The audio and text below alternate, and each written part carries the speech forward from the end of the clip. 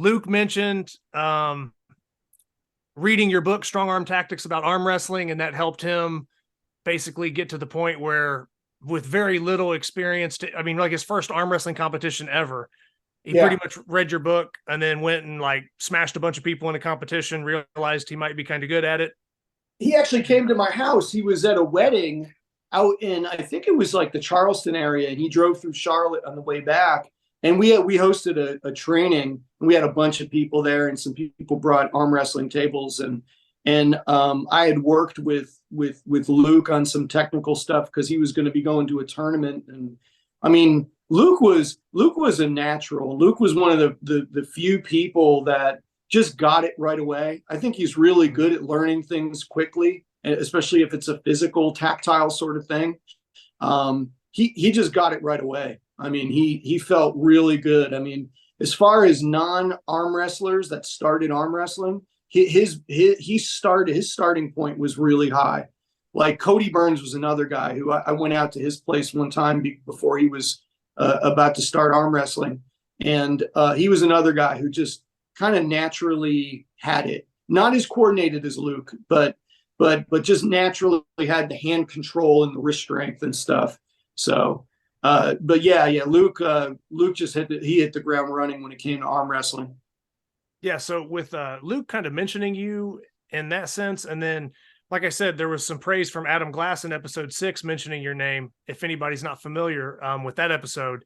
But Adam basically kind of mentioned you as the guy that wrote the book about the thing, is kind of how he Right. put it. Yeah. Like before you wrote that book about arm wrestling, he said, there was like books maybe that had to do with exercises or how you could train for arm wrestling, but it wasn't about like what that other guy was going to do to you in Right. the actual competition, if that makes The sense. book that was published late 70s, early 80s was Arm Wrestling for Everyone by Ernie Jeffries, Mm-hmm. which, I mean, I never read it. I saw some excerpts from it at certain points, but I mean, it was pretty basic.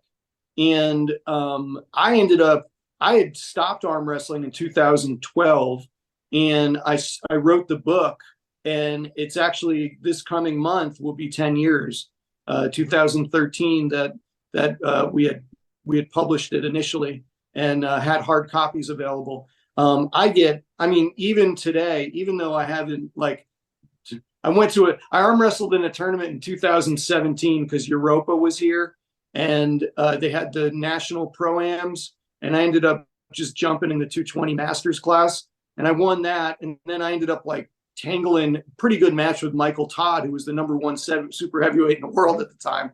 In the overall, he and I had a good match. He ended up winning. And then afterwards, there was like this resurgence of people saying, "Oh man, you gotta rewrite it, or you gotta come up with a second edition or a text revision." So it's 10 years in, and so much has happened in the last 10 years. All different kinds of training equipment that wasn't available. Like the only knocks I get in reviews usually are like, "Oh, well, you could go and learn this on YouTube," and it's like, yeah, well, you couldn't in 2013, but yeah, you can go and learn this on YouTube now. So when you started seeing the proliferation of videos on YouTube about how to arm wrestle, my book started selling a lot less. I let it kind of go out of print, and now I just have the Amazon Kindle version up, which, Okay. despite how many of those I sell, I make like hardly anything.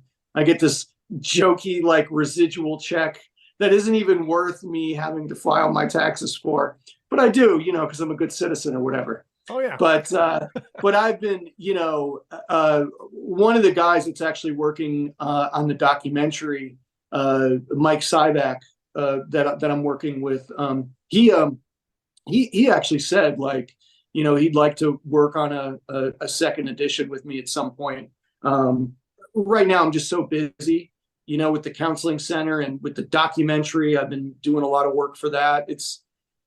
At some point, sure. I mean, the documentary is giving me a chance to write again, which has been good. They have me writing the narration for it. So it's kind of gotten my juices flowing and had me thinking about writing some more. So So, but yeah, I always appreciate that. Like, you know, usually if I'm in public and somebody actually knows me, like at an event or something that I've never met, they say, "Oh, you were Juji Mufu's coach," or they'll say, "Hey, you're the guy that wrote the Bible on arm wrestling." Okay. And I always appreciate that second one, because at least they're acknowledging something I did, not some, you know, goofy video series. Yeah.